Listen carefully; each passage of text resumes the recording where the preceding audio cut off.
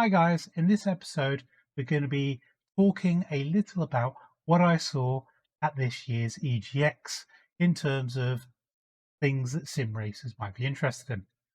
Now, for those that don't know, EGX is a show here in the UK, a little bit like PAX is in the US. It's a generalist gaming expo, and so we don't expect a huge amount for sim racers, not like we do in the more specialist events that are out there, but it's worth having a look to see what we can find. I went into this show with my eyes open, expecting very little, so when very little was there, I wasn't that surprised. However, I still thought it was worth talking about. Is it worth going to a game show like EGX if you are a sim racer? So let's go and have a look.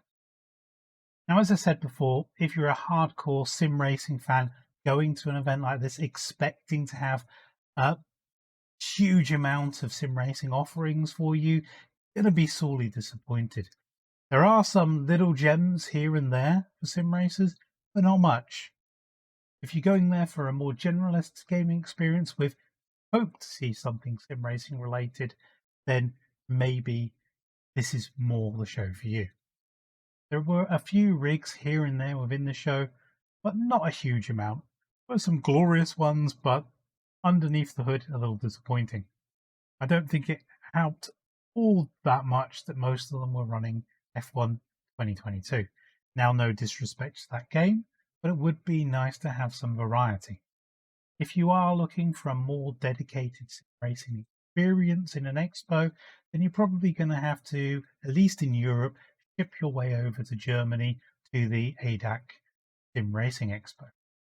Now we've set our expectations that EGX is not going to be a great experience for sim racers, was there anything worth talking about in this show?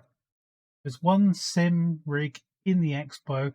It was a full kitted out Formula car, and it was a sight to behold. It's a bit disappointing they're running F1 2022, but given that it was a Formula car, that's kind of be expected. The hardware was even more disappointing than that, but as an experience, it was quite nice to behold.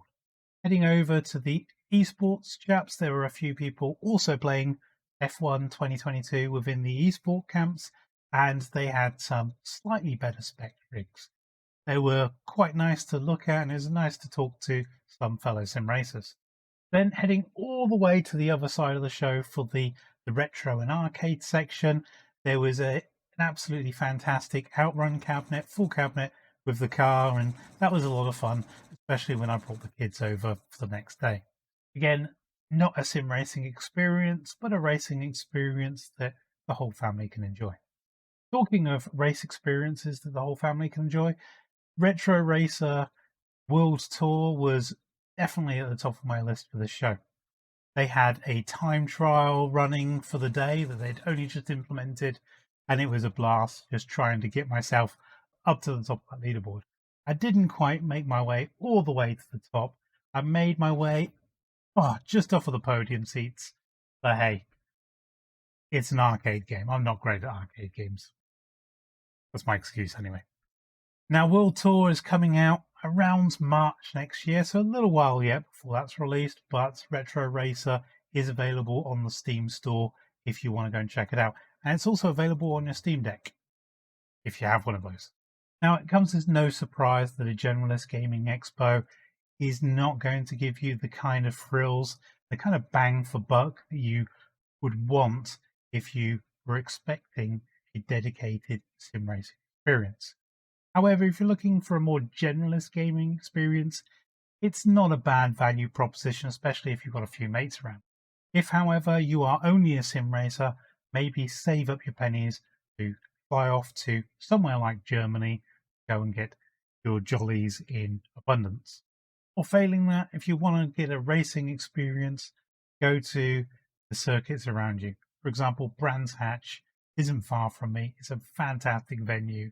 Now, to be fair to EGX, most expos post-pandemic have been a bit muted. So hopefully things will get a bit better over time.